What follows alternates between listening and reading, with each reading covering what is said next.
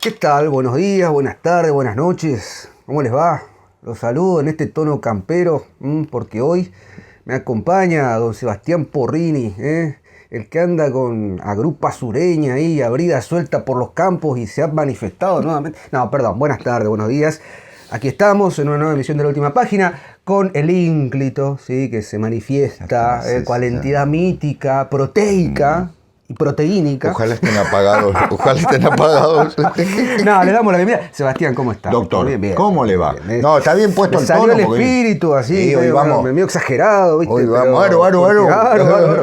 Hoy estamos muy contentos porque va a ser un programa especial. Especial, todos los programas son especiales, pero hoy con seguramente nos vamos a tomar un tiempo un poquito más largo porque nuestra obra de Marras. De Marras. Iba a decir, profesor, por favor. Nuestro autor de Marras lo merece.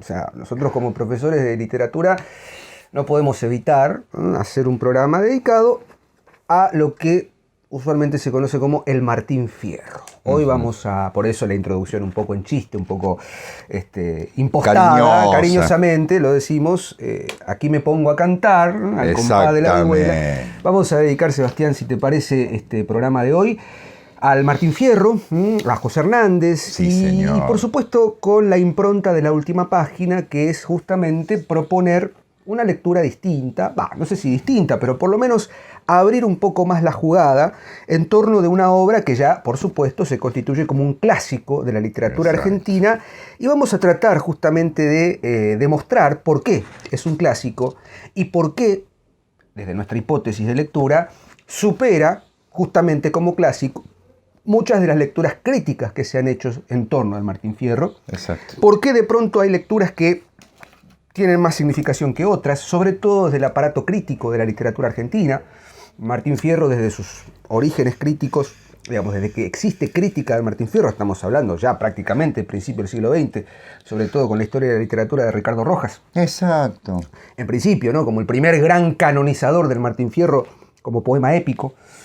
Luego, por supuesto, tenemos las lecturas propias de toda la generación que viene de la primera mitad del siglo XX. Entre ellos estamos hablando de Ezequiel Martínez Estrada, estamos hablando de Leopoldo Lugones, estamos hablando de Jorge Luis Borges, estamos hablando de Leopoldo Marechal, estamos hablando de Borges, ¿no? Es decir, una serie de grandes... Tiscornia de Paoli. Digo, una cantidad enorme de lecturas críticas que ha tenido el Martín Fierro, y aún así sigue siendo una obra que genera todavía, y va a seguir generando, una gran posibilidad de ser leído desde muchas perspectivas, no solamente desde una perspectiva del poema épico nacional, de la construcción de una identidad, del fundador de la literatura argentina, porque es eso el Martín Fierro, pero además es otra cosa, es literatura. En el fondo lo que vamos a tratar de demostrar, sobre todo con algunas lecturas de orden simbólico, si se quiere, de orden trascendente, porque hay elementos, independientemente de que no sean conscientes,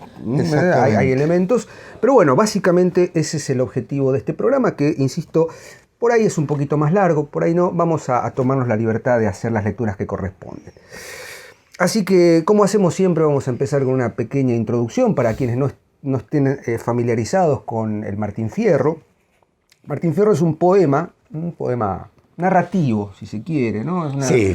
En torno del género, tenemos también algunas lecturas que están contrapuestas, ¿no? Borges decía, es una novela que por accidente está escrita en verso, exacto, ¿no? Es decir, una novela rimada, claro. Después Saer, discute con esa cuestión, pero es un poema en dos partes. La primera parte publicada en 1872, compuesta por 13 cantos, que se llama El Gaucho Martín Fierro, sí, señor. 1872, y la segunda, 7 años después, en 1879, La Vuelta de Martín Fierro. ¿Sí? Pasaron 9 años, dijimos, la primera parte compuesta de 13 cantos, está dividida en cantos, la segunda parte con 33 cantos, un dato no menor, 13 y 33, o sea, 20 cantos más, vamos a ver por qué también ese número. Compuesta en versos octosílabos con una forma métrica muy canónica, que es la llamada sextina o sextilla o sexteta o como hernandiana, ¿no? Que tiene que a veces son 6, a veces son 8, a veces son... Sí, tiene cuartetos también. Tiene cuartetos, tiene estrofas un poco más largas, pero básicamente lo que hace Hernández en este poema es establecer un parámetro muy interesante en torno de lo que es, lo voy a decir muy simplemente, lo gauchesco, ¿no? La gauchesca o lo gauchesco en la literatura argentina. Como ustedes saben, la figura tradicional por antonomasia de la cultura argentina y de buena parte del Río de la Plata, original, sí, es el gaucho, el gaullo, ¿no? Partes de Brasil, Uruguay, Argentina, ¿no? Comparable de pronto a los llaneros venezolanos, no sé, digo, es la figura telúrica. El squatter, dice Sarmiento. Sarmiento, el squatter, es verdad. El vaqueano, ¿no? Claro. Es la figura telúrica, la figura autóctona. Hay quienes hablan de los criollos más que de los gauchos. Bueno, hay una cuestión allí en torno de la figura del gaucho. Indio, ni es español. Claro, puro. Es un mestizo, el producto del mestizaje. Unamuno dijo Unamuno que era la continuidad del imperio castellano, no sé qué. Estupendo Unamuno. Es muy interesante lo que plantea Unamuno. Yo voy a hablar de los españoles en torno de... Porque de alguna manera es el caballero que sigue luchando. Sí, señor. Es casi, yo lo leí en algún momento, es casi como una cultura, la cultura gaucha.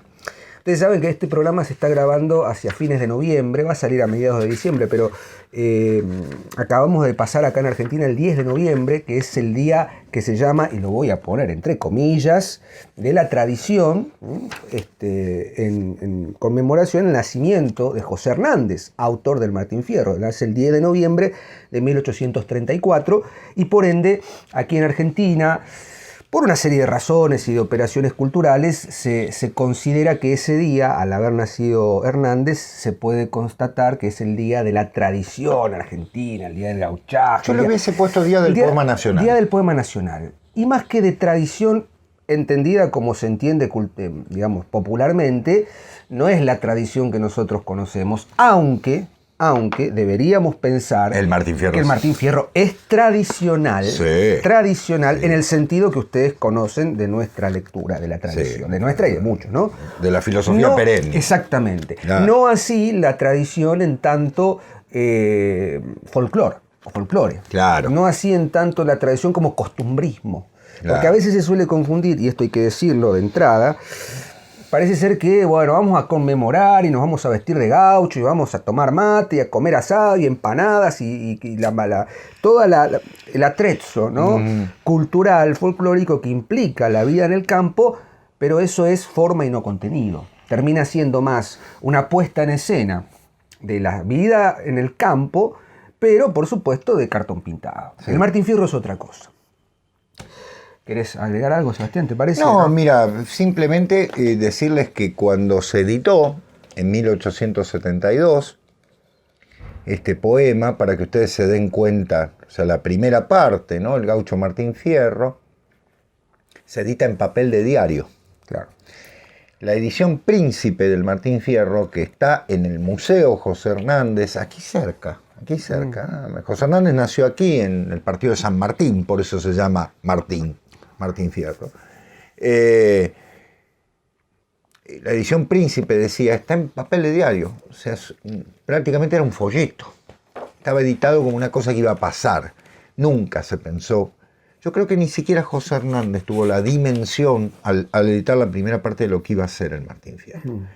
La literatura gauchesca en Argentina, permítanme esta disquisición, esta pequeña introducción, tiene un antecedente muy popular, pero a la vez muy poco considerado desde el punto de vista académico, desde luego, porque apareció como una poesía por escrito absolutamente, ¿cómo decirlo?, en lengua gaucha o sobre tema gaucho. Hay que hacer una diferencia clave. Sí, eso es importantísimo. La poesía en lengua gaucha, como está el Martín Fierro, intenta, y lo hace muy bien, digamos, reflejar la forma de habla del gaucho. Entonces nos vamos a encontrar con palabras de un castellano antiguo, como ancina, o nos vamos a encontrar con palabras creadas, modificadas, términos como el caso de jue en vez de fue, ¿no? Para hacer referencia a ciertos juegos fonéticos, y lo que es la poesía gauchesca en lengua culta, o sea, de tema gauchesco, como las que hicieron, por ejemplo, Mitre. ¿Sí? O Rafael Obligado, Estanislao del Campo, que en algunos casos toman al gaucho como tema, como personaje, como puede pasar, por ejemplo, en Anastasio el Pollo, Aniceto el Gallo, que son personajes creados por Estanislao del Campo, o el caso de los poemas de don Rafael Obligado, que son una belleza increíble, el payador y demás, que están en lengua culta. Es decir, se toma el gaucho como protagonista, pero desde el lenguaje culto. El primer texto en lenguaje gauchesco es un poema escrito por un fraile a fines del siglo XVIII, que habla de un guaso, canta un guaso. O sea, el término no es un gaucho, sino guaso, que la palabra gaucho incluso ha traído miles de, miles de interpretaciones, porque bien dijo Diego, en Brasil se dice gaúcho, y esto hace referencia al gaucho también. No se sabe si es de origen portugués o de origen castellano, pero hay quienes dicen que en realidad es el cambio, la féresis de la palabra guacho, ternero guacho, se le dice en el campo al ternero que ha perdido la madre, ¿no es cierto?, a la progenitora, por decirlo de una manera. Claro. Entonces el gaucho, como vive así solo, solitario, escapando, ¿no?, en muchos casos, en el límite, en el limes de la sociedad, entonces es un guacho, ¿no?, y entonces ahí viene gaucho. Palabra que en el siglo XVIII y siglo XIX tenía un sentido bastante negativo. Negativo, por supuesto. Y que hoy en día entre los argentinos, al igual que pasa con la palabra quilombo en Brasil, que es una palabra muy respetada justamente, por eso, por su historia, la palabra gaucho hoy en Argentina se usa siempre encomiásticamente, ¿no es cierto? Decimos cuando, qué sé, Diego me ha hecho un enorme favor, digo, sos un gaucho. Me has hecho una gauchada. Una gauchada, ¿no es cierto? Claro. Incluso si es muy gaucho, ¿no? Cuando se habla de una persona... Muy hacendosa. Exacto. Eso es un homenaje, ¿no? Cuando decimos maestro a alguien, ¿no? Claro. Es decir, lo reconocemos como tal. De hecho, para las personas, para el actual paisano, ¿no? Porque no hay gaucho ya, después si quieren lo podemos... conversar, pero para el paisano, cuando uno dice es un gaucho, es un homenaje, ¿no? Claro. Que se le hace, como decir, es un prócer. Sí, porque ha adquirido una figura, yo creo que merced al Martín Fierro, mítica. ¿no? Mítica. Claro. Y no por nada estamos insistiendo con esta cuestión de hay un elemento en el Martín Fierro, en las dos partes, sobre todo en la primera, ya porque en la segunda parte, en la vuelta de Martín Fierro, hay otra cosa, ¿no? Y esto tiene que ver con dos o tres aspectos que es inevitable mencionar, ¿no?, que son inevitables, en la biografía de de José Hernández. Yo tengo acá un libro que vos también tenés, que se llama Genio y figura de José Hernández. Dos grandes poetas. De Roque Raúl Aragón y Jorge Calvetti. Poetas salteños. Editorial de Eudeva, ¿no?, cuando Eudeva sacaba cosas interesantes. Bueno, Sí, en voz alta. Genio y figura. Cuando Eudeva sacaba cosas interesantes. Sí.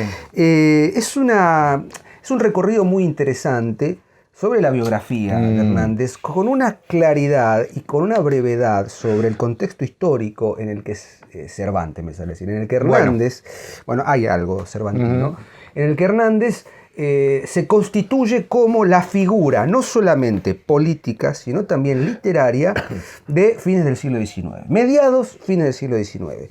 Y acá tenemos que hacer un pequeño paréntesis, porque si no entendemos, o humildemente lo que considero Sebastián, si no hacemos un recorrido muy somero, muy sucinto, de la situación política, imposible, histórico-política, no, sí, es como la Divina Comedia, claro. Desde la Guerra de Independencia, desde el fin de la Guerra de Independencia hasta la constitución del Estado Nacional, que es en la década del 80, cuando ya existe el concepto de Estado Nacional Argentino, habiendo pasado por la batalla de Caseros en 1852, la batalla de Pavón en 1861.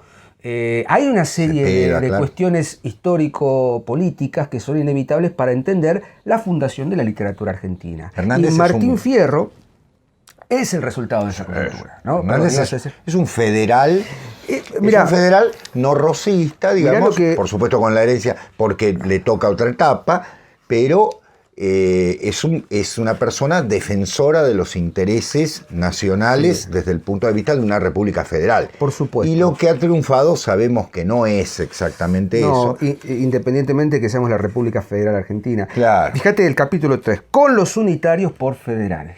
Claro. Y el capítulo 4, paradójicamente, se llama por federal con Urquiza. Claro. ¿No? Porque ahí hay una componenda muy particular que se da con la estabilización, digamos, cuando el gobierno de Juan Manuel de Rosas, el restaurador, como le dicen, logra un grado de estabilidad, hay una especie de primavera pacífica, ¿no? Digamos, hacia por fines de los 40, previo a la batalla de Caseros, sí, que es en definitiva el momento en el que se acaba la disputa entre unitarios y federales. Se consolida el poder federal. Se consolida el poder federal y se consolida de una manera bastante particular, porque se consolida de la mano de Justo José de Urquiza, que es el que de algún modo, habiendo sido aliado de Rosas en algún momento, traidor, que los manda a matar López Jordán, todo lo que corresponde a la historia argentina, que no queremos abundar en detalles técnicos, porque pueden recorrer tranquilamente la disputa entre unitarios y federales. Algo de ello hemos dicho en el programa dedicado a Sarmiento y a Alberdi.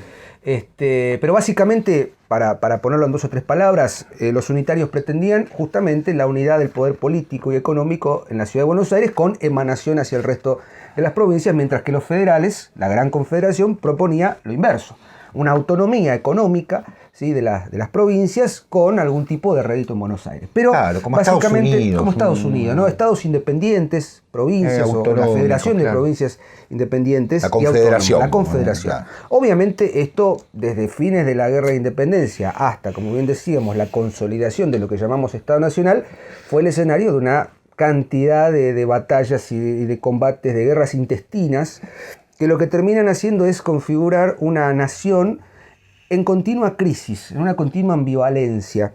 Que Sarmiento, por supuesto, cuando publica en 1845 el Facundo, claro, elige un subtítulo muy llamativo y que es inevitable pensar en esa dicotomía que es civilización y barbarie. Claro. O podríamos llamar civilización y o barbarie. Claro. Son términos demasiado taxativos porque de alguna manera ni una cosa ni la otra, ¿no? Digo, yo creo que hubo de los dos lados ambas cosas. Hay una seducción, no me acuerdo qué autor hablaba de la seducción de la barbarie. Sí, ¿no? Exactamente. La idea de que el gaucho, el indio, el gaucho, todo el desierto, toda la terra incognita, ¿no? Necesita ser diezmada, necesita ser conquistada, porque hay que llevar el progreso, hay que llevar la civilización, ¿no? Rosas, que si bien era un hombre de campo, un estanciero, ¿dónde fue a pasar sus últimos días? No se fue no sé, a Colastiné o a, qué sé yo, a ¿cómo se llama esto? A Varadero. No, Rosas es un personaje polémico. Es un personaje polémico, pero un personaje ambiguo, por otra parte. Y una persona muy culta. Muy culta. Ojo que escribía muy bien. Sí, no era ningún idiota, no era ningún imbécil. Como político era hay que reconocer, fue un gran estadista. Un gran estadista. ¿No? Por otra parte, una persona preparadísima que asombraba a los embajadores, a los ministros plenipotenciarios que había aquí, era perfectamente. De hecho, fue a pasar sus últimos días a Southampton. A Southampton, sí. Recibe el sable corvo de San Martín, se lo debe. Bueno, claro, 1850. Es un hecho político insoslayable. Pero básicamente Hernández se forma.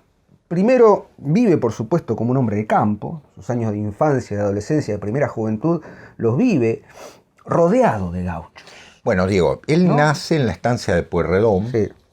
La estancia de Pueyrredón hoy sería impensada, es una extensión de tierra que, calculemos, para los argentinos es como si dijéramos el partido de Vicente López completo y San Martín completo, una cosa enorme, una extensión enorme. Y dentro, ahí en la chacra de Perdriel, una de las tantas chacras que formaban la estancia de los Pueyrredón, de don Juan Martín de Pueyrredón, que fue, no presidente porque no existía el cargo, pero sí director supremo de la todavía Provincias Unidas del Río de la Plata, nace allí. O sea, él es descendiente de Pueyrredón. Y también, por supuesto, por parte de padre, un Hernández, que era una familia tradicional de la zona.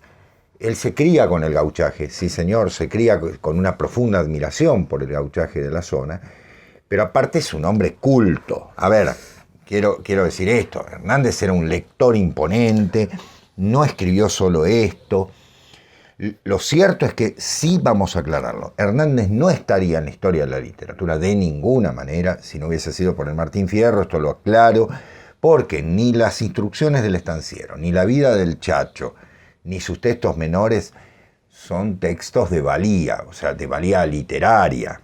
El Martín Fierro es un Everest, es un Everest en medio claro, es una obra colosal. Son obras menores. Pero quiero decir, ya era un escritor, por otra parte tenía un diario, El Río de la Plata, se opuso a Sarmiento. La primera parte se publica en la presidencia de Sarmiento, hay que tenerlo en cuenta. El gran, digamos, oponente del gaucho, ¿no? Es el presidente de la República. Y Hernández, que es una persona que tiene toda la preparación como para atacarlo, bueno, termina siendo censurado y se tiene que ir, ¿no? O sea, se va al Brasil. Se va al Brasil. A terminar la... En el Hotel Argentino que está enfrente de la Plaza de Mayo, ya no existe, por supuesto, parece que escribió buena parte. Y el final, justo ahí a metros de la Casa de Gobierno. De la Casa es un gesto también, ¿no? Un gesto político y estético y ético. Ya la segunda parte la publica bajo la presidencia de Nicolás Avellaneda, que si bien no es un federal en ese sentido, es mucho más tolerante, y Hernández ve en Avellaneda tal vez la posibilidad de algo, de una conciliación. Por eso la segunda parte es conciliadora. Conciliadora, es mucho más mesurada. La primera es un canto de guerra. Y hay también una cuestión ahí en torno de la hermandad que... Totalmente, bueno, claro. Hay una hermandad en común. No podemos pensar, ya vamos adelantando Hernández era masón, claramente. No podemos pensar el Martín Fierro sin la presencia de la masonería. No podemos pensar la batalla de Pavón sin la presencia de la masonería. Casi que el país desde 1855 en adelante es un país signado... Después de Caseros. Sí, la masonería nace en 1857, si no me equivoco, así que... Decimos Caseros, que es la gran batalla, la batalla de Caseros, que es una localidad que está acá nomás. En la que finalmente Rosas cae, ¿no? Es vencido por el ejército de Urquiza. La Triple Alianza, sí señor. ¿No? En el medio, por supuesto, antes del Martín Fierro, está la guerra de la Triple Alianza. Eso es inevitable, bueno, 1865 al 70. Sí, claro. A la que se opuso. Por supuesto. Como todo hombre de bien, se opone a la guerra contra el Paraguay porque le parece una masacre. Pero todos estos hechos políticos y digamos, históricos, tienen un punto de anclaje en lo que sucede en este gran poema que es el Martín Fierro. Exacto. Yo me parece que lo que tendríamos que hacer un breve resumen. Un breve resumen, sí. Si querés empezamos básicamente. ¿Qué es el Martín Fierro? Si ustedes nunca lo han leído, y si no han leído se van a dar cuenta, es un poema narrativo, bien decimos, en primera persona. El yo lírico es el gaucho Martín Fierro, un gaucho paradigmático. Voces, ¿no? Está la tercera también. Que luego, obviamente, como voz narrativa es testigo y es partícipe de sus penas extraordinarias. Si me permitís, vamos a leer el famoso inicio. Aquí me pongo acá. ¿No? Martín Fierro, canto primero, canto 1. Aparte, observen que son cantos, ¿no? Aquí me pongo a cantar al compás de la vihuela, de la guitarra. Viola. Que el hombre que lo desvela una pena extraordinaria, como la ave solitaria con el cantar se consuela. Pido a los santos del cielo que ayuden mi pensamiento. Les pido en este momento que voy a cantar mi historia, me refresquen la memoria y aclaren mi entendimiento. Vengan santos milagrosos, vengan todos en mi ayuda, que la lengua se me añuda y se me turba la vista. Pido a mi Dios que me asista en una ocasión tan ruda. Yo he visto muchos cantores con famas bien obtenidas y que después de adquiridas no las quieren sustentar. Parece que sin largar se cansaron en partidas. Mas ande otro criollo pasa, Martín Fierro ha de pasar, nada lo hace recular, ni las fantasmas lo espantan, y dende que todos cantan yo también quiero cantar. Y acá viene lo importante. Cantando me he de morir, cantando me han de enterrar y cantando he de llegar al pie del eterno Padre, desde el vientre de mi madre vine a este mundo a cantar. Bueno, y obviamente todo este introito.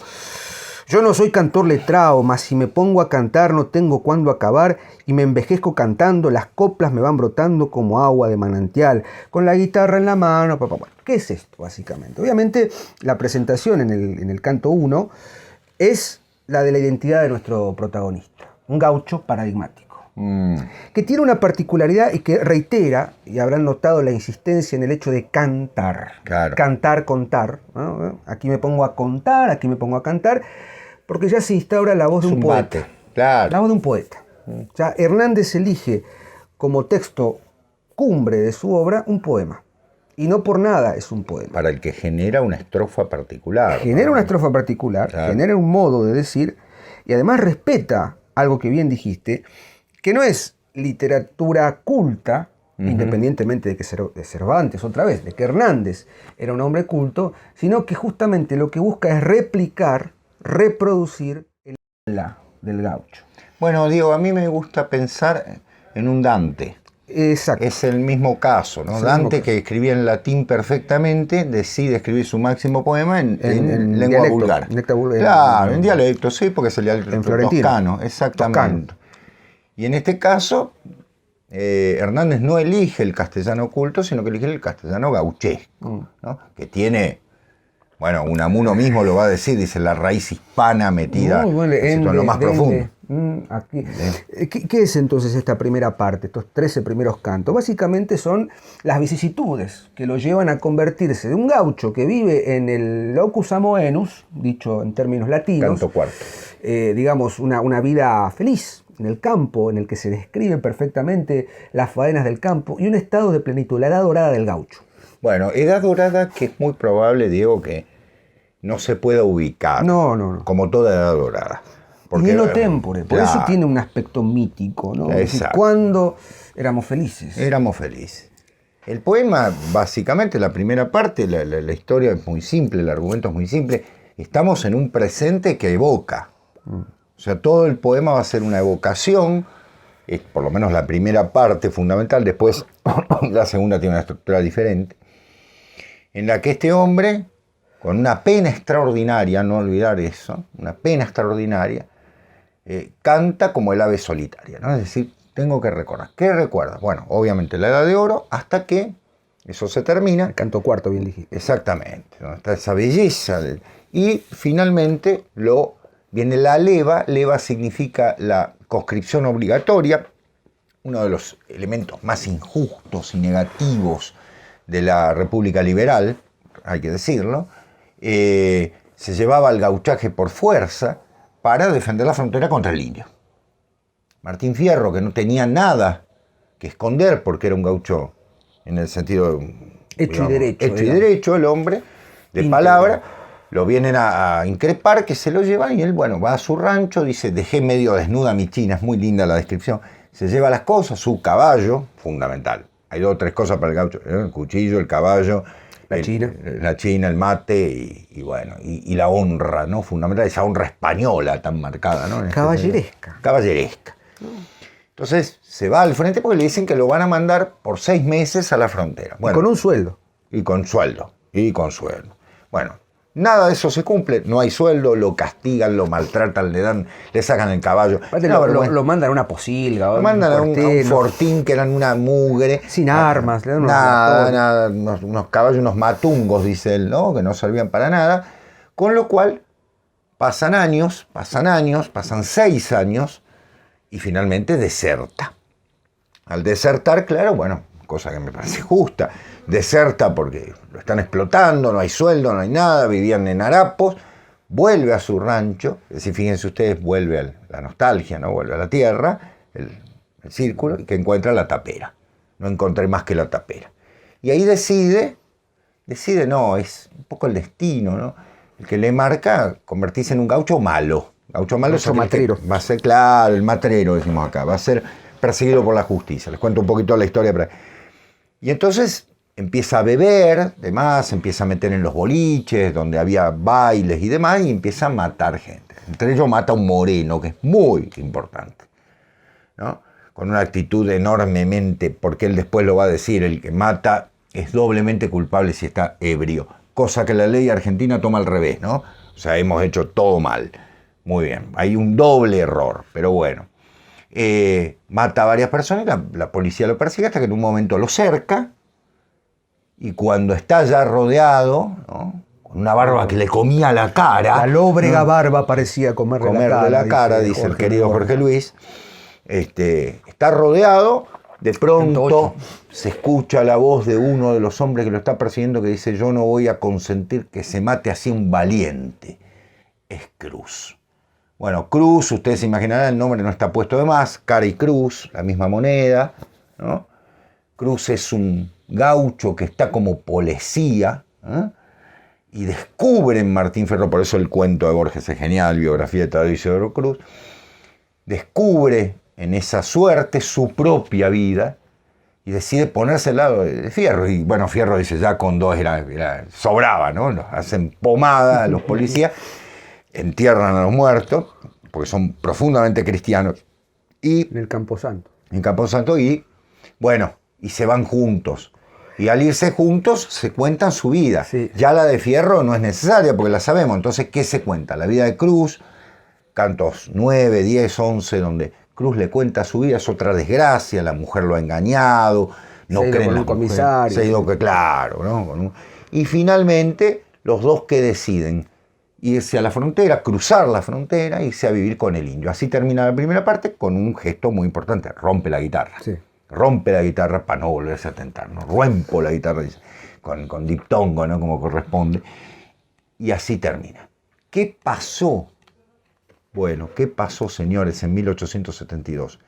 Que este libro impreso en papel de diario, impreso casi de favor, empezó a circular de una manera notable. Fue el único libro que se vendió en las pulperías, fue el único libro que se vendió en los boliches, fue el único libro que compró un gaucho en su vida. Porque los gauchos no sabían leer, pero compraban el Martín Fierro para que alguien se los lea. ¿Sí? Esto cuentan las anécdotas, ¿no? Que siempre que había alguien letrado le decía, léame esto. Y entonces se lo aprendieron de memoria. Y uno todavía, a pesar del desastre, de la destrucción de la educación argentina y de la destrucción de la cultura oral, en ese buen sentido, todavía se encuentran personas que pueden recitar buena parte del Martín Fierro. Yo recuerdo a mi abuelo, que podía recitar partes enteras del Martín Fierro, ¿no? Y sobre todo los consejos, ¿no? Que después vamos a hablar, hay dos listas de consejos enormes, en esa primera parte. Así termina la primera parte. Perdón, Diego. No, por favor, no. La segunda parte, 7 años después, en 1879, es la vuelta de Martín Fierro. Recordemos que, como bien dijo Sebastián recién, en el canto 13 hay un cambio de voz narrativa, un yo lírico, deja de ser un yo lírico para ser una tercera persona, que nos deja como la puerta abierta. Otra vez una reminiscencia al Quijote.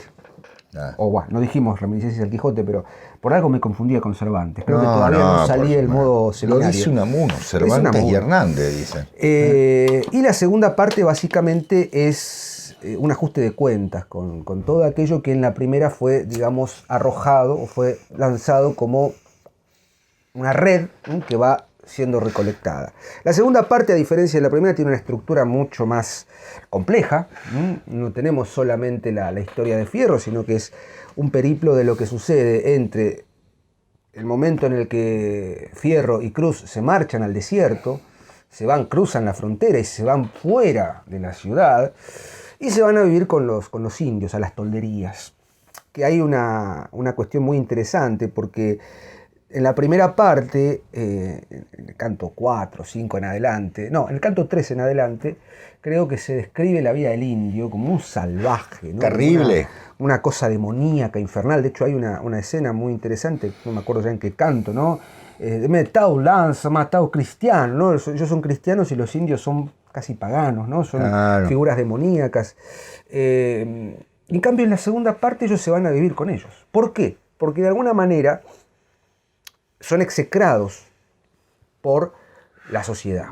De esto vamos a hablar en un momento. No están bien ni acá ni allá. ¿Qué pasa con esa zona de tensión, ¿no? Porque bien decía Sebastián, el gaucho no es de aquí ni de allá. O sea, no es un hombre civilizado, tampoco es una bestia. No está en la civilización, pero tampoco está en la barbarie. Civilizado en el concepto. Sí, civilizado en el concepto del progreso continuo, ¿no? Civilizado en los términos del siglo XIX, claro, del positivismo, de la modernidad que empieza a avanzar, del liberalismo económico, del capitalismo ya en ciernes, etcétera, etcétera, ¿no? La civilización del progreso indefinido, la usina del progreso, como dice Leopoldo Marechal. Y bueno, básicamente lo que ocurre allí es, bueno, un relato muy minucioso de la vida en las tolderías, y algo terrible, ¿no? Que es la convalecencia, la enfermedad y muerte de Cruz. Cruz muere de viruela. Viruela negra. Viruela negra, y Fierro, bueno, lo llora porque es su hermano, su amigo, ¿no? Su otra parte. Sí. Y se le muere. Un segundo golpe, o tercero, cuarto golpe trágico. Entonces Fierro decide volver. Por eso la vuelta de Martín Fierro. Y se da un episodio allí, ya está viejo, han pasado unos cuantos años, en Hernández han pasado 7, ha pasado la historia política más terrible. En Martín Fierro, Diego, te recuerdo, porque es muy linda la fecha, el número, son 10 años. 10 años. Igual que Odiseo. Son 10 años, bueno, es el Nostos. Claro. Algos. Exacto. Que vuelven en el medio del retorno se da un episodio muy famoso, que es el episodio de la cautiva. Fierro ve como un indio está, digamos, torturando. Terrible. Terrible, de una crudeza y de un naturalismo por momentos terrible, porque este indio ha matado al niño, al bebé, y se resbala con las tripas, una cosa espantosa. Y Fierro, bueno, tiene que hacer justicia divina, ¿no? Pelea con el indio, lo mata, por supuesto, y vuelve hacia la ciudad. Bueno, y allí se dan una serie de episodios que básicamente consiste en el reencuentro con sus hijos. Fierro se encuentra nuevamente con sus hijos, se encuentra con el hijo de Cruz. Y allí empieza una serie de situaciones en las que, por supuesto, vemos a un gaucho que en su momento fue un gaucho malo, vivió una edad de oro, fue un gaucho malo, fue execrado por la civilización, fue a la barbarie y vuelve. Pero no vuelve hecho un bárbaro. No, vuelve sabio. Vuelve hecho un filósofo. Sí. Un sabio. Un hombre que ha transitado por saberes primordiales. Sabe lo que hay que saber. Sabe lo que hay que saber, ¿sí? No es ignorante, sabe lo que hay que saber. Dice en un momento, a ver si lo tengo citado acá, el campo, dice en el canto 1, ¿no? De la segunda parte, el campo es del ignorante, el pueblo del hombre instruido. Yo que en el campo he nacido, digo que mis cantos son para los unos sonidos, para los otros intención. ¿Qué tal? ¿Qué está diciendo allí Fierro? Está diciendo, bueno, si el campo es para, como dicen, los ignorantes. Ignorantes en el sentido de los que no son letrados, pero los no escolarizados. Ah. Y el pueblo es para el hombre instruido. Para los primeros, mis cantos son sonidos, o sea, dicen algo. Dice Borges, hay una música a la hora de la siesta. Sí. No sabemos qué significa, pero todos sabemos qué es.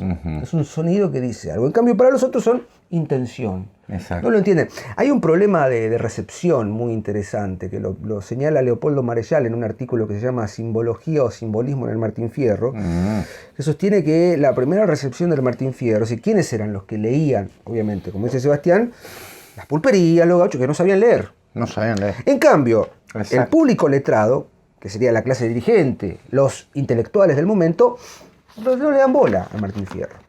Pero hay 2 o 3 hechos fundamentales en la segunda parte, específicamente el encuentro con Picardía, que es el hijo de Cruz, termina siendo. Los hijos de Martín Fierro, que son 3, que ha perdido, ¿no? El reencuentro con los hijos y el padre, otra vez, la Odisea. Los consejos que le da Fierro. Como corresponde. La presencia de los consejos famosos del viejo Vizcacha, que uno de los hijos le cuenta sobre una persona que le daba consejos, que son consejos totalmente afines a la nueva sociedad que se vive en el momento, consejos asociados más a digamos, a birlar la ley, ¿no? Con cuestionamientos éticos muy particulares. Dos ¿no? modelos. Hacete amigo del juez porque vas a tener beneficios. En cambio, Fierro tiene otro tipo de conocimiento ya en la segunda parte. Ha aprendido. No, es terrible. Los consejos ahora nos vamos a dedicar. Hay 2 o 3 cosas que... Y se da algo fundamental allá por el canto 30 de la segunda parte, que es un duelo. Un nuevo duelo. Un contrapunto, una payada.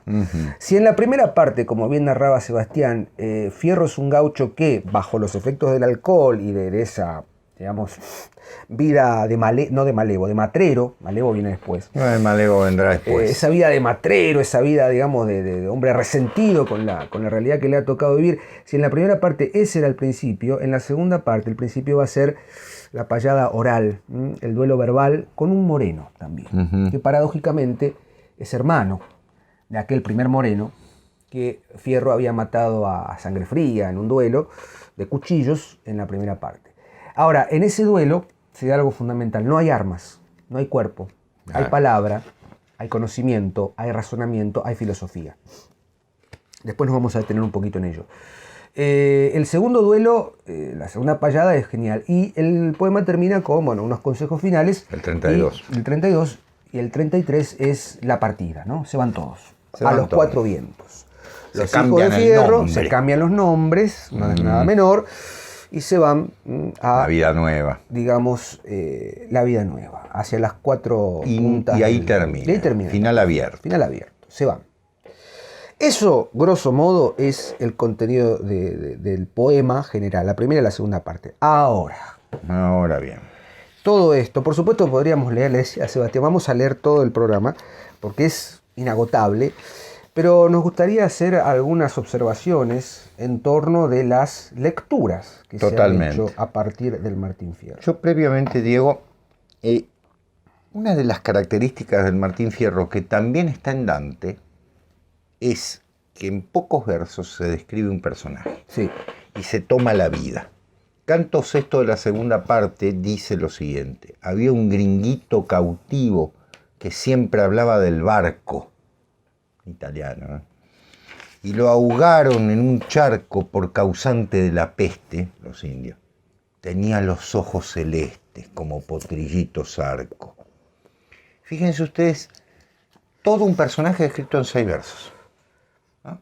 La genialidad de Hernández. Uno se imagina perfectamente ese chiquito de ojos celestes en una población más bien morena, ¿no? Entre los indios que lo matan, ¿no? Sacrificándolo. Resumida toda su historia, hablaba siempre del barco, era un inmigrante, porque el poema se nota la inmigración italiana, el papolitano, ¿no? Está presente. el ¿no? inglés. Claro, que han venido a trabajar la perdón, tierra. el inglés es en el matadero, Claro. el papolitano. Fundamentalmente porque son los que vienen a trabajar la tierra y hay una mirada un tanto... El gaucho, hay que decir la verdad, vamos a decirlo, es ganadero, pero no es agricultor, ¿no? O sea, Le salió campero la gente. Sí, no hay que doblar el lomo, ¿no? Esta idea del agricultor va a venir con el italiano, discúlpenme, ¿no? El hortelano va a venir realmente. Pero, ¿no? Fierro, como se pone, ve el sufrimiento, ¿no? En ese sentido. Acá yo diría, hay 5 o 6 personajes claves. Martín Fierro, por supuesto. Cruz, ¿sí? Vizcacha, de quien nos vamos a ocupar ahora. El hijo mayor, el hijo menor y Picardía. Son 6 personajes que Fierro ya lo hemos dicho. Cruz, el gran amigo. Vizcacha, el que va a ser el tutor del hijo menor. Para los que han leído el poema esto queda muy claro. Me llevó consigo un viejo que pronto mostró la hilacha. Dejaba ver por la facha que era medio cimarrón, muy renegado, muy ladrón. Y le llamaban Vizcacha. ¿Sí? Es decir, cómo lo describe inmediatamente. Vivía mesturado entre los perros, ¿no? Es decir, mugriento el viejo, un viejo roñoso. Es el único personaje completo del Martín Fierro. Porque se lo ve física y psíquicamente. Fíjate vos, Diego, que a Fierro uno se lo imagina con barba, pero jamás dice. Cruz tampoco. El hijo mayor, el hijo menor, Picardía, no se sabe cómo son, pero el viejo Vizcacha sí. O sea, el contramodelo está perfecto, está visto ahí, ¿no? Los consejos de Vizcacha, en canto 13, la segunda parte, son una fuerza increíble. Y como bien decía Diego, lo antiético, lo antimoral, ¿no es cierto? Hacete amigo Lo del juez, anti-gaucho. no le dé lo... Claro, escupir el asado, ¿no? Esa idea de, fundamentalmente, sobrevivir con la viveza, haciéndose sombra, ¿no? Debajo del poder. Frente a los consejos que en el canto 32 el querido Martín Fierro le va a hacer a los hijos que son de una honestidad increíble. Un padre que da consejos más que un padre es un amigo. Y ahí empiezan una serie de consejos de un valor notable. Parangonables a los que le da Don Quijote a Sancho, ¿no? Totalmente. Bueno, el parangón con la Divina Comedia y con el Quijote es muy claro, porque son claros, porque es el mismo tema. Es el mismo tema, es la vida honrosa, la vida grandiosa, algo la vida heroica. Se está yendo. Algo que se está yendo en distintos momentos, ¿no? Porque ustedes me dirán, bueno, pero uno del siglo XIV, otro del siglo XVII, otro del siglo... y bueno, pero las decadencias van a venir para todos los pueblos. Los datos tradicionales están en diáspora. En diáspora, ese Ángel, claro. Bueno, por eso hablábamos de tradición en otro sentido. Totalmente. Pero quiero ir, no me quiero detener más a lo que dice Diego. La primera recepción del Martín Fierro fue negativa y se la debemos a don Calixto Oyuela. Don Calixto Oyuela dijo que no tratándose de una obra que no es una obra de arte, no podía ser clasificada. Bueno, obviamente, por suerte la gente ha olvidado lo que dijo Calixto Oyuela, ¿no? Y la primera recuperación va a venir de España, ¿cuándo no? Don Miguel de Unamuno y don Marcelino Meléndez y Pelayo. En la revista, yo tengo las notas acá, discúlpenme, ya les cito para que la busquen si quieren. La revista española, el número 1 de la revista española está dedicado al Martín Fierro. No se puede creer, sí. La revista española dedicó su número 1 en 1894 y don Miguel de Unamuno y don Marcelino Menéndez y Pelayo escribieron 2 textos en los que exaltan al Martín Fierro de tal forma que acá empezó a mirarse de otra manera. Dijeron, si afuera lo valoran, me parece que nos estamos ¿no? disertando fuera del recipiente. Fuera del recipiente, ¿no? Muy bien, profesor, gracias por... E inmediatamente, no me voy a centrar en lo que dicen ni Unamuno ni Marcelino Menéndez y Pelayo, que hacen una recuperación lingüística heroica, española. Aquí también lo hacen Raúl Aragón y Calvetti lo hacen. Sí, ese libro es hermoso de Roque Raúl Aragón y... Yo dije salteño, me equivoqué. Don Roque era tucumano y Jorge Calvetti jujeño. O sea, le pegué en el medio. Ahí está. En el medio, justo a la provincia que divide la... Lo dijo catamarqueño. No mal, claro. Ahí, exactamente. El noroeste. Va a hacer falta que alguien de una enorme grandiosidad diga el Martín Fierro es nuestro poema, señores. Haría falta que el mayor poeta nacional de la primera mitad del siglo XX dijera, esta es la bandera, y fue don Leopoldo Lugones, ¿no? Le hemos dedicado hace poco un hermoso programa. Con su libro El Payador, que fueron conferencias en realidad entre 1916, don Leopoldo Lugones da en el Teatro Odeón una serie de conferencias. Odeón. Sí, lugar que ahora se ha convertido en un estacionamiento. Señor jefe de gobierno de la Ciudad de Buenos Aires, el Teatro Odeón, una pena, haber convertido eso en un edificio. Bueno, en fin. Responde a los intereses antimartinfierristas. ¿Qué vamos a hacer? Claro, ¿no? En fin. Bueno, pero volviendo al tema, don Leopoldo Lugones dice que el Martín Fierro es un poema épico y para ello busca los antecedentes: la Eneida, la Ilíada, la Divina Comedia y el Cid Campeador. Toma mate. Yo lo único que voy a decir es lo siguiente: así como, dice, la Ilíada y la Odisea y la Eneida tienen un verso marcadamente épico, el famoso hexámetro, y luego el Cid Campeador tendrá el famoso poema, ¿no es cierto?, el famoso verso monorrimo de arte mayor, que es irregular, ¿no?, que puede estar entre las 14, las 13, ahí, más o menos, sílabas. El Martín Fierro está en octosílabos porque es el lenguaje popular, porque tiene que hablar directamente. Un octosílabo perfecto. Un octosílabo perfecto, ¿no? Arturo Camburzo Campo, claro. Es decir, esta idea de que es la raigambre de la tradición lo que tiene que tomar.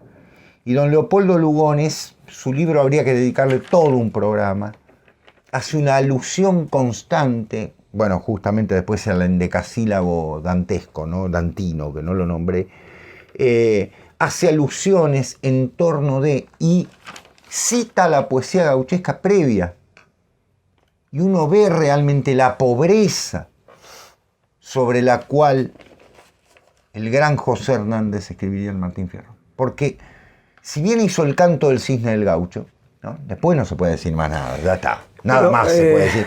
Bueno. ¿No? Sí. Hable, profesor, que yo voy a escanciar. Tengo sed peligrosa. Sí. Estoy con la sed agua, peligrosa. ¿quiere? Agua un poco teñida. Agua ¿no? teñida. Teñida bueno. de dorados efluvios. Bueno, hablando más sombra. Más JIB, ¿no? Bueno, es la hora de Justerin and Brooks. Vos sabés que pensando en Lugones, ¿no? Decía un gran poeta nacional, exaltando el poema nacional. Claro. Y ahí entendimos todo, digo, al parangonar a Martín Fierro con estos grandes textos, como son la Eneida, la Ilíada, el Cid, por supuesto, por el elemento caballeresco, por el elemento heroico, la Divina Comedia, porque no olvidemos que hay una presencia de la figura femenina muy marcada. Hay dos mujeres fundamentales, la china y la cautiva. Prenda de mi corazón. Claro, es decir, la presencia de algo que entiende que es trascendente, la presencia de Dios, la presencia del Creador, a mi Padre Creador, etc. Pero hay algo más, y creo que Lugones lo supo entender. Después, por supuesto, vendrán las observaciones críticas, ¿no? Bueno, Lugones, Martínez Estrada, más Ricardo Rojas que Martínez Estrada, porque Martínez Estrada directamente dice, es un poema, es una obra de arte. Es hermoso el texto de Martínez Estrada. Da 14 razones, ¿no? Muerte y transfiguración del Martín Fierro de 1941. Vamos a hacer un programa Martínez Estrada. Martínez Estrada lo merece. Sí, sí. Después, bueno, Ricardo Rojas, el primer fundador de una operación crítica, la historia de la literatura argentina, no recuerdo el año. Diego, yo tampoco. Pero bueno, son los grandes ponele. Canonizadores de la operación de Martín Fierro en torno a estos principios. Es decir, hay que crear, no sé si hay que crear, pero necesitamos, y esto lo dice muy bien Marechal, necesitamos recuperar un texto literario que configure las bases fundamentales del ser nacional, de la identidad del ser nacional argentino, americano, hispanoamericano, ¿no? Ahí podríamos hacer la tríada. No solamente americano, hispanoamericano. Porque el trabajo con el lenguaje que hay en el Martín La Fierro... pasión de los españoles por el Martín Fierro. Digo, no es menor el trabajo lingüístico que se hace. No, pues falta de ortografía, imita la habla del gaucho. Nada de eso. No. Hay un análisis muy sesudo aquí, perdón por mi incorrecto francés, de Roque Roble Aragón y Calvetti, que se detienen en los diptongos, en las formas adjetivadas, etc. Ruempo, al compás de la vihuela, que es la viola. Que aparte viola es una palabra culta, la viola da gamba. Exactamente. Los violeros, los que tocan la guitarra, tocan la viola, ¿no? la vihuela. Y los bombistos. Los bombistos, exactamente. Y hay un tránsito muy interesante, no solo en el manejo del lenguaje, sino también en el manejo de lo estrictamente literario. Yo voy a citar un artículo de Leopoldo Marechal que se titula efectivamente Simbología o Simbolismo en el Martín Fierro. No tengo el registro del año, lamentablemente. Y Marechal, en un artículo muy breve, serán unas 15 páginas, se consigue por internet, dice lo siguiente: Martín Fierro es más que un arte literario, sino que es la materia de un arte que nos hace falta cultivar ahora como nunca, el arte de ser argentinos y americanos. En el poema hay una profecía, dice Marechal, concerniente al devenir de la nación. O sea, según la hipótesis de Marechal, Martín Fierro es un poema, es un mensaje, es una suerte de profecía a aquello que hemos perdido y que necesitamos recuperar, ¿no? Es decir, todo de Martín Fierro es un canto al hilo tempore. Claro. ¿No? Marechal, en la misma línea que Lugones, en la misma línea tradicional que Lugones, ¿no? Marechal católico, peronista, está bien. Obviamente hay allí también un sesgo ideológico, no lo voy a discutir porque me parece muy consecuente. Digo, la hipótesis de Marechal es consecuente con, cuál es la identidad nacional. El peronismo, según Marechal, ¿no? Aparte, el líder espiritual de la patria es Perón. Dio su vida Marechal. En ese sentido, independientemente de que uno esté en las antípodas de esa forma ideológica, hay que reconocer que el trabajo que hizo Marechal en ese sentido es magnífico. Ya no me encuentro en las antípodas. Me encuentro en las antípodas de la posmodernidad. Usted está en las antípodas. En las antípodas. Yo viví en las antípodas toda la vida. Y fíjense que pero el señalamiento que hace Marechal es decir, Martín Fierro lanza un mensaje. ¿A quién? a la conciencia nacional que acaba de ingresar a la vida de los libres. Hemos ganado la libertad en 1872, estamos en vías de una nación nueva. Entonces va dirigido ese mensaje a esa nación libre, pero para ser libres hay que ser responsables de la libertad ganada, dice Marechal. ¿Y qué hacemos? Nos olvidamos de que hemos ganado la libertad. ¿Y qué hacemos? Compramos un modelo extranjero. Exacto. Ese palo es para Sarmiento, para el modelo generación liberal, del 80. la generación del 80, que en definitiva el modelo agroexportador y tal. Exacto. ¿Y qué pasó? ¿Por qué ese mensaje no llega? Porque no se ha iniciado bien el ejercicio de la libertad de la nación recién conquistada. Es que se hizo Hay una libertad enajenación de lo nacional. Exacto. No se tuvo en cuenta lo que éramos. No se decía, listo, ya está, nos independizamos, llegamos a una estabilidad política. ¿Qué hacemos? Abrimos las puertas a la nación extranjera. Digo, no quiero ser nacionalista, ni mucho menos. Sarmiento, yo soy descendiente Sarmiento de los obviamente, barcos. con todas las Como el discusiones que gringuito. podamos tener, buscaba una nación de progreso. ¿Qué sé yo? Obviamente no es lo mismo el progreso en 1870 y pico que 2021. Ojo. Con la Agenda 2030. Y dice en un momento, con toda la voz que tiene, va a cantar Martín Fierro. Es un hecho libre de la literatura nacional. No le debe nada al romanticismo europeo. No, nada. Es un acto absolutamente original. Es radical. Es radical el Tiene cambio de Martín raíces Fierro. en la tierra. ¿Y cuál es el mensaje que arroja el Martín Fierro? Cito a Marechal textualmente. Es una lección de audacia creadora, sí, pero también un estado del alma nacional en el punto más dolorido de su conciencia. ¿Por qué? Porque hay cantores que no opinan, que se divierten cantando. Claro. Distraen al otro. Divert in English, ¿no? Se divierten, se olvidan. Se salen del camino. Se salen del Eso camino. significa divertirse. Ni la clase dirigente ni la clase intelectual comprenden el mensaje de Martín Fierro. ¿Quiénes lo comprenden? El pueblo de a pie. El gaucho. El gaucho. Que son los que entienden la recuperación de una identidad que hemos perdido. Obvio. Y que no es una identidad nacional for export. No, exacto. Es una identidad autóctona, originaria y originante, como me gusta pensar a mí. El mensaje, dice Marechal, es una llama votiva que alumbra al ser nacional. Qué lindo. Con la promesa de un rescate o el anuncio y la voluntad de una recuperación. Por eso vuelve. La crítica, sobre todo la crítica especializada, hay como dice, bueno, la ida y la vuelta. ¿No? Dice, la primera parte es la ida, ¿a dónde vas? Y bueno, no, en realidad es la partida más que la ida, el abandono, el descenso. Pero vuelve. Pero vuelve. Vuelve profeta. Vuelve profeta. Vuelve a la tierra, a recuperar, Sí. a reencontrarse. El gaucho está visto como una figura tradicional, responde a un orden tradicional, que se quiebra, por supuesto, ese orden tradicional ante la irrupción de un estilo de vida totalmente distinto, el estilo de vida civilizado, representado en la primera parte por el juez, por el ejército, por el gobierno, que no les paga, ¿Cuándo no? que les promete un sueldo, por eso hacíamos hincapié en el sueldo, y no se lo dan. Martín Fierro, dice Marechal, es el canto de la gesta de un pueblo ad intra del ser argentino. Claro. No ad extra. El gaucho es un héroe, siguiendo la línea de Lugones. De Lugones, claro. Es un resultado inevitable de las guerras de independencia, las guerras internas, pero sobre todo es el arquetipo de tres elementos fundamentales que se ven en la primera y en la segunda parte. La libertad, la ética del hombre, la tradición y no la costumbre, y una filosofía existencial, o filosofía de la existencia. Sí, señor. Sin caer en el existencialismo, ¿no? No, por supuesto.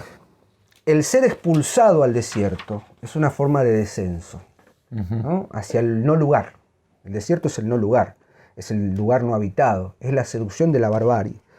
¿Cuál es la misión de Martín Fierro? Recuperar el ser nacional. Y fíjense cómo cita una sexteta muy hermosa. Mas Dios ha de permitir que esto, porque para entender esto, Martín Fierro es un ángelos, el que porta el mensaje. Sí, Según Marechal, ¿no? Un bate. Un bate. Y fíjense cómo lo dice. Mas Dios ha de permitir que esto llegue a mejorar, pero se ha de recordar para hacer bien el trabajo que el fuego para calentar debe ir siempre por abajo. Claro. A fuego lento. A fuego lento Después y vendrá un por tango abajo, que dirá, ¿no? a fuego lento. Es decir, la tradición opera de manera humus. insondable, el humus, la tierra, eso es el Martín Fierro. Por eso por eso la recepción involuntariamente no es en las clases que supuestamente son letradas, es en la tierra. Exactamente. Es telúrica. Es telúrica. Bueno, como fue para los griegos, ¿no? Eso plantea Marechal, ¿no? Es tónica. Es tónica, ¿no? Una gran lectura la de Marechal, por momentos, bueno, un poco tendenciosa, hay que decirlo. Después hay otras operaciones críticas. Bueno, Diego, yo tengo un libro que se editó hace unos 40 años que se llama 100 años de crítica. Claro, Lo hizo José Isaacson para la editorial Plus Ultra, que lamentablemente no existe más, en la que se recogió unos 25 críticos, entre los que están, por supuesto, Lugones, don Miguel de Unamuno, don Leopoldo Lugones, don Miguel de Unamuno, don... Qué raro que no dijo San Leopoldo Lugones, usted que anda santificando gente por ahí. No. Sí, para mí no. Y ahora voy a citar, porque Diego lo dijo, el querido Azorín. Azorín. Yo defiendo a Azorín. Guillermito, si ves este programa, vos me vas a defender. Azorín, José Martínez Ruiz, el autor de Doña Inés, que me parece una de las grandes novelas, La Voluntad, y fundamentalmente esos textos sobre la España profunda, es uno de los exquisitos del 98. ¿El sí de las niñas no es de Azorín? Ese es don Leandro Fernández de Moratín. Moratín. Azorín Moratín. No, me fui a la miércoles, perdón. Azorín es un apodo, un seudónimo de don José Martínez Ruiz, que fue el creador de la generación del 98 como tema. Mirá. O sea, él en 1914 escribió un artículo que se llama La generación del 98. Yo lo tengo, librazo. Allá por los años 30, Azorín, o sea, José Martínez Ruiz, escribe un texto que se llama Cervantes y Hernández. Bueno, no era inocente mi dislate. La vida pampeana es inquietud. Martín Fierro no puede estar quieto. Don Quijote no puede estar inmóvil. Y la sucesión, un momento después de otro, un lance tras otro lance, implica desvanecimiento fatal. La acción, cosa suprema, se deshace en el tiempo, y al deshacerse la acción deja en el alma sabor de amargura. Así en el Quijote y así en Martín Fierro. El Quijote consta de dos partes, Martín Fierro consta de dos partes. Cervantes se lanza con ardor a escribir la primera parte. No es primera parte todavía. Ha emprendido el autor un juguete sin importancia. José Hernández comienza a escribir la primera parte de Martín Fierro. No es tampoco aún primera parte. Para que haya primera parte se necesita que haya una segunda. Para que ni Cervantes ni Hernández piensan en esa segunda parte, porque parece una estupidez lo que está diciendo, pero el tiempo pasa. La obra labra su huella en la sensibilidad de su autor. Las obras comienzan siendo nuestras y nosotros acabamos siendo de las obras. Cervantes es el hombre de la mano en la mejilla y el codo en la mesa o en el brazo del sillón. Hernández recuesta también su cabeza en la mano. En la segunda parte del Quijote las aguas se han decantado. Todo es más límpido, más sereno y más humano. En la segunda parte de Martín Fierro todo es más transparente, más hondo y más cordial.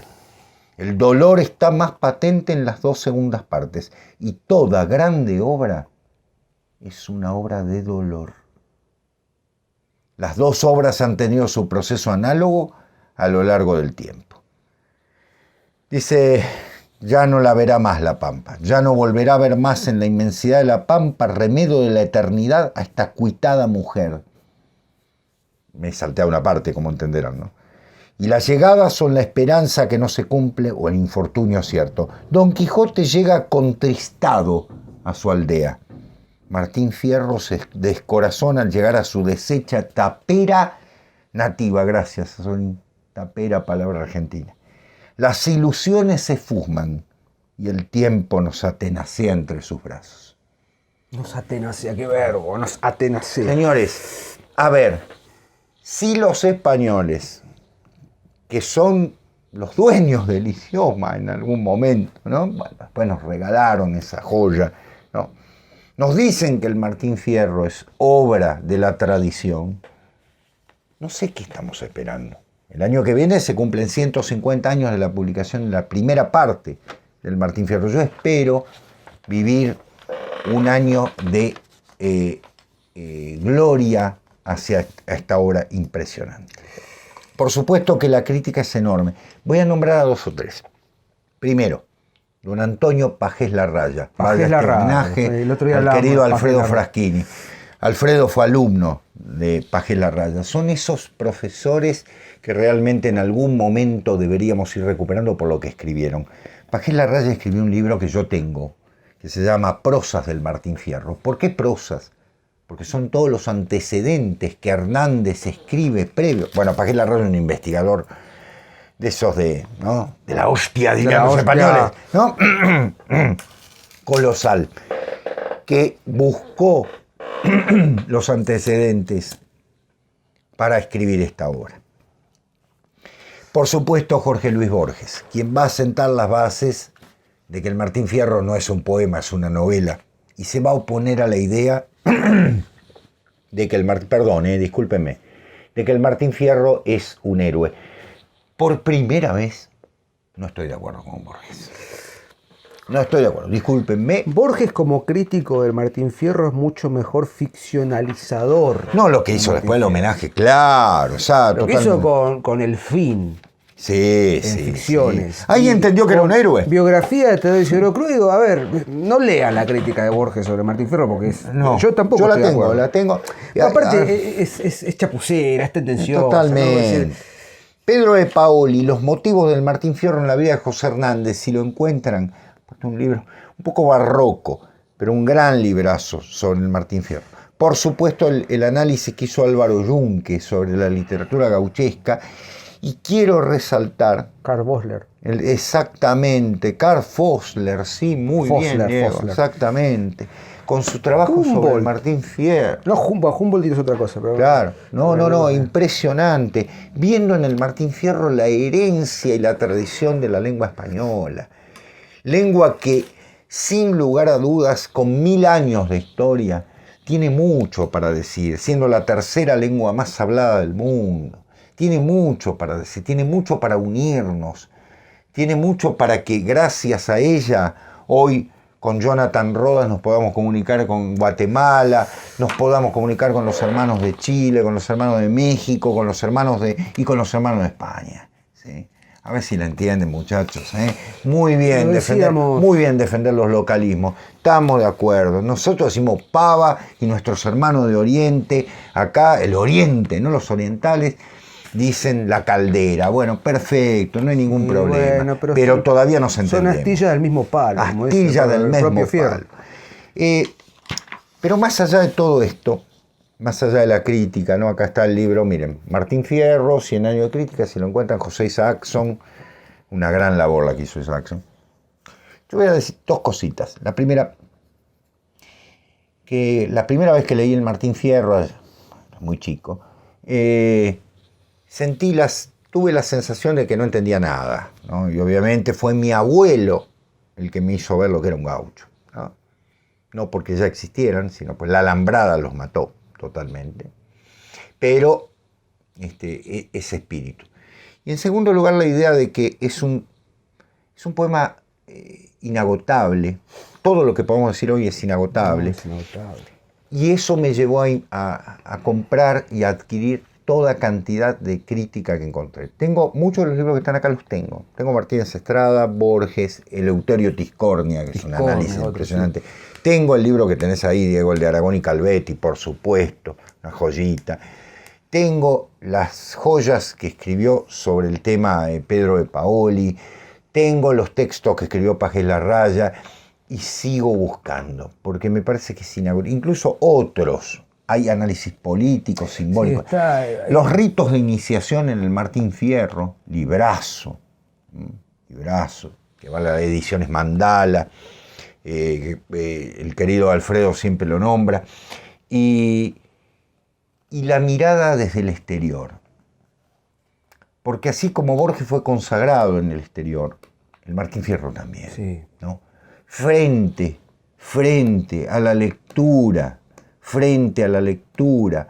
de las novelas, de los poemas, de los ensayitos, de los cuentitos, de gente que escribe para las grandes editoriales, nuestro poema fue escrito, publicado en papel de diario y reconocido en el exterior. ¿Saben lo que pasa? Que todo este fervor que siento, y discúlpenme, lo siento realmente porque cuando veo la cantidad de árboles que se matan para editar las porquerías que se editan, ¿sí? Incluso desde la crítica del Martín Fierro, porque he leído crítica absolutamente abstrusa, totalmente abstrusa, desde las más variadas visiones de la teoría literaria más ebria, más enfervorizada de cerveza negra caliente, ¿sí? Valga decir... Palermitana, claro, ¿sí? Que tuvieron que venir don Miguel de Unamuno, don Marcelino Menéndez y Pelayo, Azorín o don José Martínez Ruiz, a decirnos desde España, muchachos, ustedes tienen un poema que es al nivel del Quijote, sí, lo dijo Azorín. ¿Sí? Y fue don Leopoldo Lugones el que con lentes realmente vio más allá y dijo, pero por Dios, tenemos una Ilíada, tenemos una Odisea, tenemos una Eneida, tenemos una Divina Comedia, tenemos un Quijote. Sí, lo tenemos, es el Martín Fierro. Ese poema que termina no es para mal de ninguno, sino para bien de todos. Una persona que piensa en el bien de todos, como piensa la verdadera política, no en el bien público, en el bien de todos, ¿sí? Hay una diferencia. En el siglo XVII se hizo una diferencia. Cuando Aristóteles habla del bien de todos, el bienestar general, está hablando de otra cosa. Y Martín Fierro es un poema político enormemente, político, simbólico, los 33 cantos, todo el simbolismo, la presencia de la divinidad, la fe de este hombre, la heroicidad, la palabra. El gaucho es una persona de palabra. ¿Saben lo que es una palabra? Es que lo que digo lo cumplo. Eso es algo que hoy en día parece, ¿no es cierto?, de hace miles de años. Eso es un gaucho. Y todavía quedan esos seres humanos. Sobre ese humus se construye la tradición. Hace un año más o menos, un año y medio, la televisión pública argentina, merced a la situación de pandemia y de clases virtuales, lanzó un ciclo de programas llamados Educando para Todos o La Escuela para Todos, que era un ciclo semanal, diario creo. ¿Así se llamaba? Algo así, no me acuerdo. ¿No? La Escuela para Todos, no sé, no importa. Dirigido por un personaje de apellido impronunciable. Y hubo un programa dedicado a literatura, lengua y literatura, lingüística y literatura, en el que se comete un latrocinio que es espantoso, que es tomar la famosa sexteta de los hermanos sean unidos porque esa es la ley primera, haya unión verdadera en cualquier tiempo que fuera, porque si entre ellos se pelean, los devoran los de afuera, y el ejercicio era traducirlo a cierta moda del lenguaje llamado inclusivo, y una profesora de literatura, no tengo nada en contra de ella, no la conozco, decide hacer el ejercicio acicateada por este personaje de apellido impronunciable, que se autodenomina doctor o profesor o filósofo. Filósofo, no sé. Mira vos. No importa. Me propuso traducir esa sexteta al llamado lenguaje inclusivo. No voy a hacer aquí mi arenga en contra del lenguaje inclusivo. A ver, déjame. Les hermanes. Bueno, no importa, no tengo todavía algún grado de pudor. Ah. Entonces esta profesora, muy joven, la es masculina, mucho más chica que nosotros, plantea esto de la hermandad, y lo dice con esto de la hermandad, el gaucho, lo masculino, la tradición. No, y es más ecuménico, está bien, perfecto. El problema, como bien decías, esa crítica literaria rancia, es no leer el Martín Fierro como hay que leerlo, como un poema absoluto, como un poema total, no como un poema coyuntural. Ese ejercicio es permítanme decirlo, onanismo intelectual. Es autosatisfacción sin satisfacción, ni siquiera. Claro. Y ese es el gran problema de la actualidad, pensar que los clásicos pueden circunscribirse a una coyuntura. No, el clásico, el Martín Fierro se sacude y se ríe a carcajadas de esa posibilidad, porque hay otras claves de lectura, hay otros principios de lectura. Ni hablar, como bien decía Sebastián, yo pensaba en un título cuyo nombre tiene una frase en inglés, una palabra en inglés, en Las aventuras de la China Iron, de Gabriela Cabezón Cámara. Ah, no leí. No hace falta que lo lean. Yo, por supuesto, he intentado leerlo y fracasé gracias a Dios fracasé. Es una novela realmente tétrica, espantosa, y lo digo sin ningún tipo de ambajes, como dice el querido Pablo Dávoli, porque realmente es no haber entendido, o pretender en todo caso, digo, no quiero anular la lectura, vayan y lean si quieren, y van a comprobar esto que decimos, es tratar de circunscribir un clásico a un momento. Y como bien dijo Sebastián, si la recepción real del Martín Fierro vino desde España, me parece que hemos pasado poco más de 200 años disertando muy fuera del recipiente. El Martín Fierro se sacude todo ese polvillo y sigue cantando la tradición. No el mate y la bombacha, el poncho y el sombrero. No. La tradición con mayúsculas. En el canto 17 de la segunda parte, para subrayar lo que dice Diego y para acallar las voces de alguien que dijo que era el gaucho una persona con una fe exterior, dice lo siguiente: me saqué el escapulario, se lo colgué al pecador, y como hay en el Señor misericordia infinita, rogué por el alma bendita del que antes fue mi tutor. Eso lo dice el hijo menor de Vizcacha. Tenía puesto un escapulario, no sé si saben lo que es, muchos deben saber, claro, es un símbolo de la Virgen, que se cuelga de atrás hacia adelante y que no es de ninguna manera un símbolo exterior porque se lleva dentro de la ropa. Es O sea, es una fe interior, no era exterior la cosa, ¿sí? Vamos leyendo el poema otra vez, ¿sí? Y dejemos las genealogías de la patria y toda una serie de estupideces. La patria se lo váyanse a cagar. Claro. ¿Le puedo pedir, por favor, un chorrito más de JB porque tenemos que hacer un anuncio importante? Adelante. Martín Fierro, los invitamos a que lean, relean, busquen, revisen, y yo te voy a invitar a hacer un brindis a vos, Sebastián, y al público que nos está viendo, porque no lo hemos dicho, pero este es el último programa del ciclo 2021 de La Última Página. Una pequeña sorpresa para no amargar la vista, lo decimos ahora al final. Nos vamos a tomar un tiempo de descanso. Estamos a mediados de diciembre, se vienen los cierres de año, se viene alguna sorpresita para fin de año, pero ya no habrá más programas de La Última Página hasta ¿febrero? Mediados de febrero. Yo ya digo febrero porque dije marzo, empezamos en febrero. A mediados de febrero vamos a volver, vamos a recargar energías.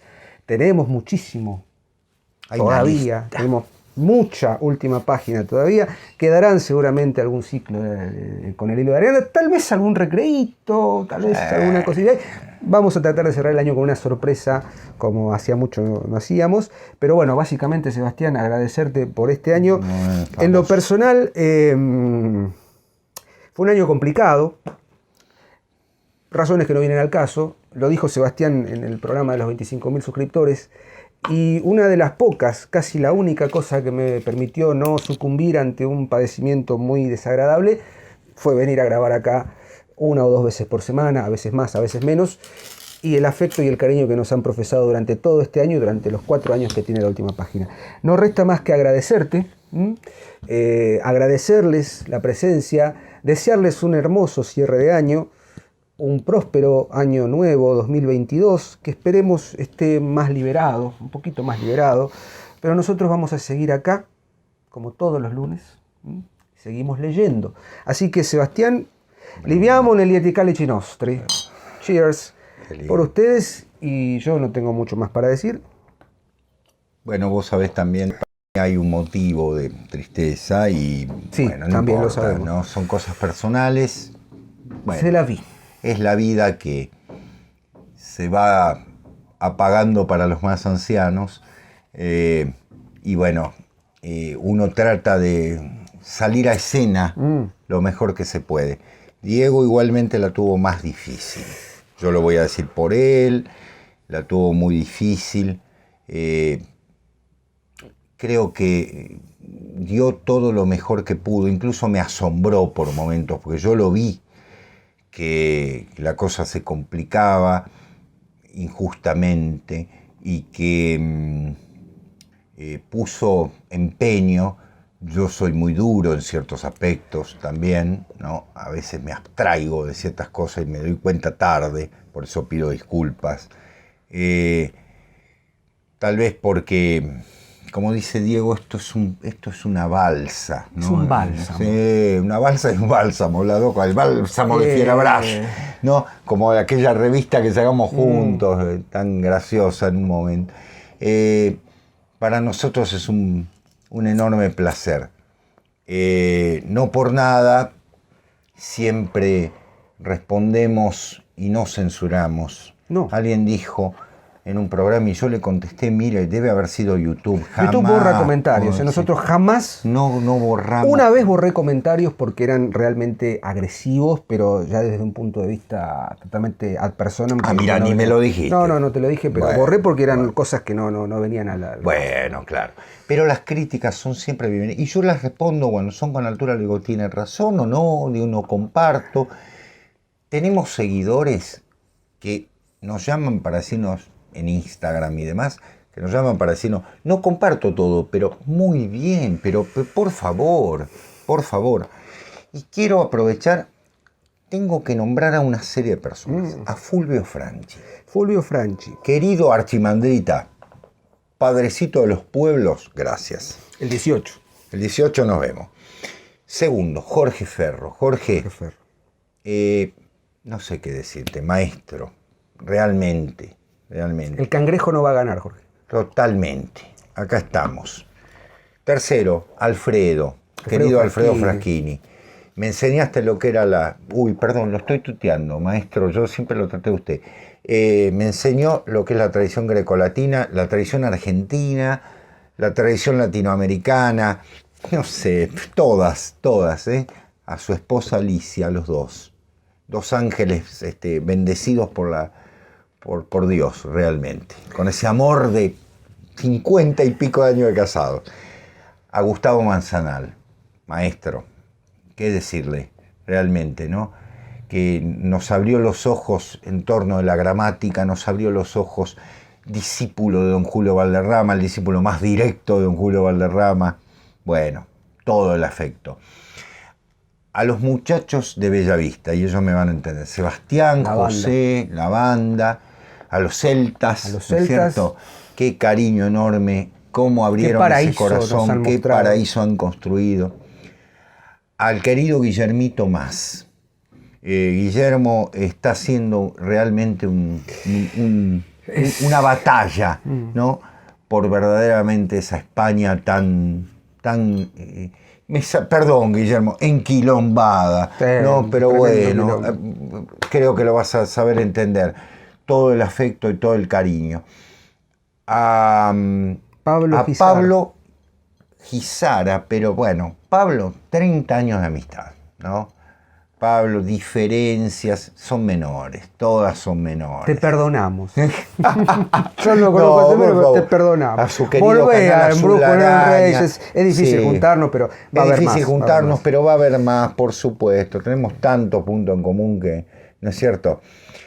Al querido Pablo Dávoli, Lucas Carena, que nos escribieron desde Rosario. Amigos nuevos.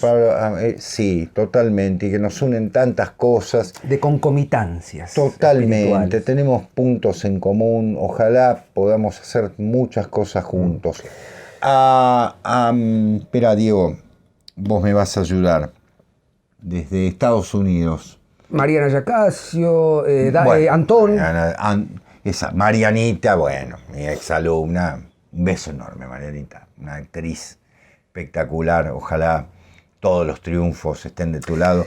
Antón, un cariño enorme. Gracias por A tu Diego generosidad. Cirulo, a Fabio Villalba, a los muchachos de Banda De Sonora Banda Original, Sonora y muchachos. a Ángel Fareta, Ángel a Fareta. Sebastián De Caro, que A nos invitó Sebastián este De año a Caro. participar y por razones de biografía personal no pudimos asistir los dos, pude ir yo solo.